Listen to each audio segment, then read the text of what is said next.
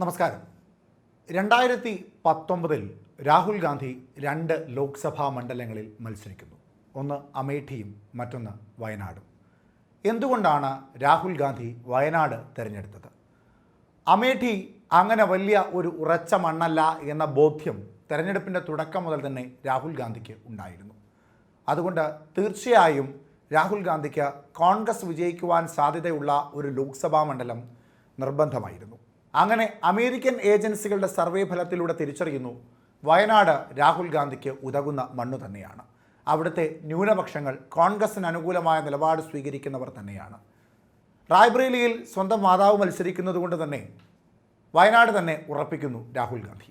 അങ്ങനെ 2019 സർവേ ഫലങ്ങൾ പറഞ്ഞത് ഏകദേശം ശരിയാകുന്നു. അമേഠിയിൽ രാഹുൽ ഗാന്ധി സ്മൃതി ഇറാനിയോട് പരാജയപ്പെടുന്നു. വയനാട് സുരക്ഷിത മണ്ഡലമായി തെരഞ്ഞെടുത്തതുകൊണ്ട് തന്നെ 2019 പാർലമെൻറ്റിലേക്ക് രാഹുൽ ഗാന്ധി പോകുന്നത് വയനാടിൻ്റെ പ്രതിനിധിയായാണ്. പിന്നീട് 2024 ലോക്സഭാ തെരഞ്ഞെടുപ്പിലും തന്നെ സംരക്ഷിച്ചു നിർത്തിയ വയനാട് നെഞ്ചോട് ചേർത്ത് പിടിച്ച് തന്നെയാണ് രാഹുൽ ഗാന്ധി തെരഞ്ഞെടുപ്പിനെ അഭിമുഖീകരിച്ചത്.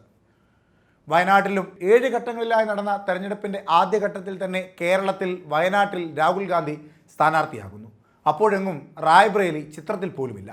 റായ്ബറേലിയിൽ പ്രിയങ്ക ഗാന്ധിയോ അല്ലെങ്കിൽ മറ്റാരെങ്കിലുമോ മത്സരിക്കും എന്ന ധാരണ തന്നെയായിരുന്നു വയനാട്ടുകാർക്കും ഒപ്പം ഇന്ത്യയിലെ ജനാധിപത്യ വിശ്വാസികൾക്കും. എന്നാൽ കേരളത്തിലെ തെരഞ്ഞെടുപ്പ് അവസാനിച്ചതിന് ശേഷം രാഹുൽ ഗാന്ധി തൻ്റെ തീരുമാനമറിയിക്കുന്നു റായ്ബറേലിയിലും രാഹുൽ ഗാന്ധി മത്സരിക്കുന്നു എന്ന്. പ്രിയങ്ക ഗാന്ധിയും രാഹുൽ ഗാന്ധിയും തമ്മിൽ അതിൽ കാര്യമായ ചർച്ച നടന്നു. ഒടുവിൽ പ്രിയങ്ക ഗാന്ധി അതിൽ നിന്ന് വിട്ടുനിൽക്കുന്നു. അമേഠിയേക്കാൾ രാഹുൽ ഗാന്ധിക്ക് സുരക്ഷിതമാർന്ന മണ്ഡലം റായ്ബറേലിയാണ് എന്നും ഹിന്ദി ഹൃദയ ഭൂമിയിൽ രാഹുൽ ഗാന്ധിക്ക് മത്സരിക്കുവാൻ ഭയമാണ് എന്ന സ്മൃതി ഇറാനിയുടെയും BJPയുടെയും ആരോപണങ്ങൾക്ക് തടയിടുക എന്ന ഉദ്ദേശവും റായ്ബറേലിയിൽ രാഹുൽ ഗാന്ധിയുടെ സ്ഥാനാർത്ഥ്യത്തിനുണ്ടായിരുന്നു.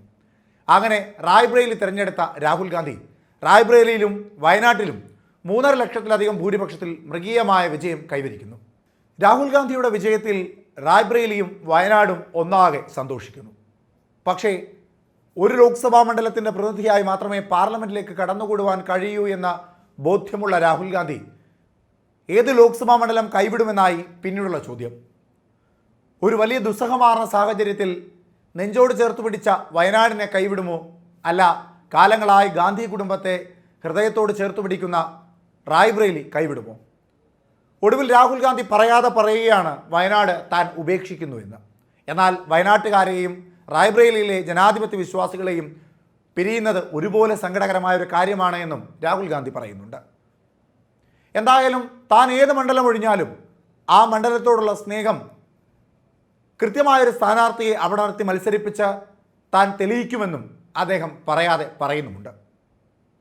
അങ്ങനെ ചർച്ചകൾ കാര്യമായി തന്നെ നടക്കുന്നു. വയനാട്ടിൽ ആര് മത്സരിക്കും എന്നായി ചോദ്യം. രാഹുൽ ഗാന്ധി അല്ലെങ്കിൽ പിന്നീട് ആര്? പ്രിയങ്ക ഗാന്ധി മത്സരിക്കണമെന്ന ആദ്യഘട്ടം മുതലേ ചില ആവശ്യങ്ങൾ അണികൾക്കിടയിൽ നിന്ന് ഉയർന്നിരുന്നു. രാഹുൽ ഗാന്ധി വയനാട് വിടുന്നതിൽ വലിയ സങ്കടമുണ്ടെന്നും പകരം പ്രിയങ്ക ഗാന്ധി മത്സരിച്ചാൽ സന്തോഷമുണ്ടെന്നും KPCC അധ്യക്ഷൻ K. സുധാകരൻ പറയുന്നു.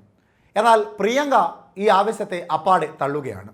വയനാട്ടിൽ താൻ മത്സരിക്കുവാൻ സാധ്യതയില്ല എന്ന് തന്നെയാണ് പ്രിയങ്ക ഗാന്ധിയും പറയുന്നത്. പിന്നീട് വയനാട്ടിൽ ആര്? ടി സിദ്ദിഖ് അടക്കമുള്ളവർ മത്സരിക്കുവാനുള്ള സാധ്യതയുണ്ട് എന്ന് പലരും പറഞ്ഞെങ്കിലും ടി സിദ്ദിഖിനേക്കാൾ അവിടെ യോഗ്യൻ തൃശ്ശൂരിൽ ചാവേറായി ഉപയോഗിച്ച് പരാജയപ്പെട്ടു പോയ K. മുരളീധരനാണ് എന്ന് തന്നെയാണ് ചിലരുടെ വാദം.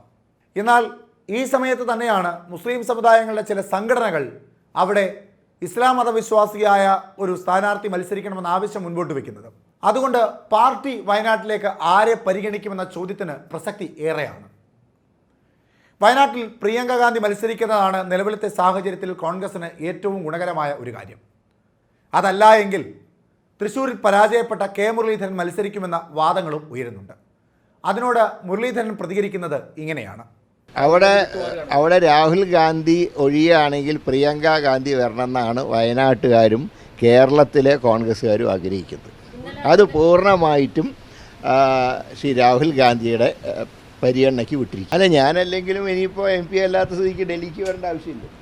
പക്ഷേ കേരളത്തിൽ ഇപ്പോൾ നേതൃത്വം നേരത്തില്ലേ? അതെ, തൽക്കാലം 1 വർഷത്തേക്ക് പ്രവർത്തനം ഞാൻ പറഞ്ഞല്ലോ, ലോക്കൽ ബോഡി വരെ ഇങ്ങനെ പോട്ടെ.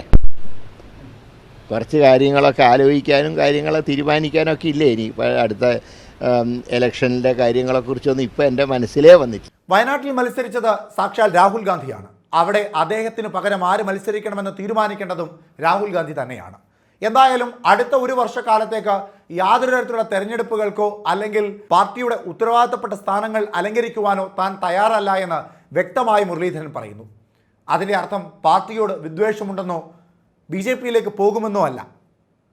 രാഷ്ട്രീയ ചൂടുകൾക്കെല്ലാം അപ്പുറത്ത് നിന്നുകൊണ്ട് സ്വന്തം ഭവനത്തിലിരുന്ന് ഒരു വർഷം ഇനി രാഷ്ട്രീയത്തെ നിരീക്ഷിക്കണം.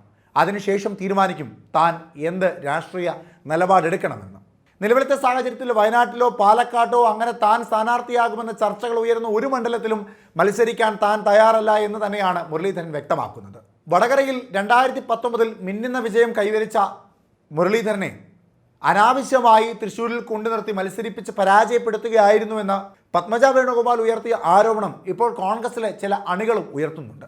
അതിൻ്റെ ഭാഗമായി പരാജയപ്പെട്ടു പോയ കെ മുരളീധരനെ KPCC അധ്യക്ഷനായി തിരികെ കൊണ്ടുവരണമെന്ന ആവശ്യവും അവർ തന്നെ ഉയർത്തുന്നുമുണ്ട്. അതിൻ്റെ പ്രതിഫലനം എന്ന പോലെയാണ് തിരുവനന്തപുരത്തെ DCC ഓഫീസിലും KPCC ആസ്ഥാനത്തും പാലക്കാടും തൃശ്ശൂരിലുമെല്ലാം ആവശ്യങ്ങൾ ഉന്നയിച്ചുകൊണ്ടുള്ള പോസ്റ്ററുകൾ നിരന്നത്.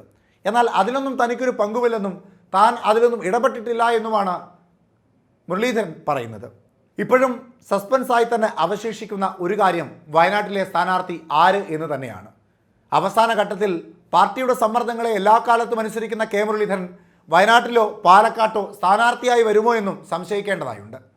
പാലക്കാട് ഒരുപക്ഷെ പത്മജ വേണുഗോപാലാണ് മത്സരിക്കുന്നതെങ്കിൽ പത്മജ വേണുഗോപാലിന് എതിരായി അവിടെ മത്സരിക്കുന്നത് കെ മുരളീധരനാകുവാനുള്ള സാധ്യതയും ഉണ്ട്.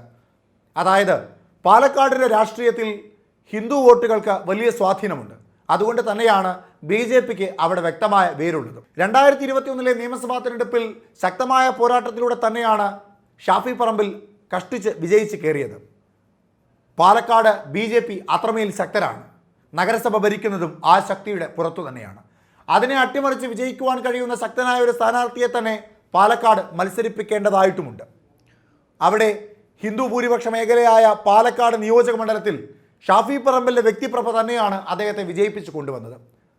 ഷാഫി പറമ്പിലിന് പകരം അവിടെ കെ മുരളീധരൻ മത്സരിക്കുകയാണ് എങ്കിൽ ഭൂരിപക്ഷ സമുദായത്തിൻ്റെയും ന്യൂനപക്ഷ സമുദായത്തിൻ്റെയും ഒക്കെ വോട്ടുകൾ മുരളീധരന് ലഭിക്കുവാനുള്ള സാധ്യതയുമുണ്ട് എന്ന് കോൺഗ്രസിലെ ചില കക്ഷികൾ കണക്ക് കൂട്ടുന്നുമുണ്ട്. ഇതേ കണക്കുകൂട്ടലുകൾ തന്നെയായിരുന്നു തൃശ്ശൂരിലും ഉണ്ടായിരുന്നത്. പക്ഷേ പമ്പെ പരാജയത്തിലേക്കാണ് കോൺഗ്രസ് കൂപ്പുകുത്തിയത്. പാലക്കാട് അതുണ്ടാകാതിരിക്കുവാൻ കാര്യമായ രീതിയിൽ തന്നെയായിരിക്കും കോൺഗ്രസിൻ്റെ തെരഞ്ഞെടുപ്പ് തന്ത്രങ്ങൾ. പാലക്കാട് മത്സരിക്കുന്ന സ്ഥാനാർത്ഥിയും അത്രമേൽ ശക്തനായിരിക്കുമെന്ന് സാരം. വയനാട്ടിലും കെ മുരളീധരൻ മത്സരിക്കുവാനുള്ള സാധ്യത തള്ളിക്കളയുവാൻ കഴിയുന്നതല്ല. നേമത്തും വയനാട്ടിലുമൊക്കെ ഒരു ചാവേറ് പോലെ മത്സരിപ്പിച്ച് പരാജയപ്പെടുത്തിയ കെ മുരളീധരൻ പാർട്ടി വിട്ടു പോകുവാനുള്ള സാധ്യതയുണ്ട് എന്ന് പാർട്ടിക്കുള്ളിലെ ചില ഘടകങ്ങൾ കാര്യമായ രീതിയിൽ ചർച്ച ചെയ്യുന്നുമുണ്ട്. BJP പ്രവേശനത്തിനുള്ള ടിക്കറ്റും കേരളത്തിലെ BJP നേതാക്കന്മാർ നൽകിയിട്ടുമുണ്ട്. ഈ സാഹചര്യത്തിൽ കെ മുരളീധരനെ ശക്തമായ രീതിയിൽ രാഷ്ട്രീയത്തിലേക്ക് തിരികെ കൊണ്ടുവരിക എന്നുള്ളത് കേരളത്തിലെ കോൺഗ്രസ് നേതാക്കന്മാരെ സംബന്ധിച്ച പ്രധാനപ്പെട്ട ഒരു കാര്യം തന്നെയാണ്.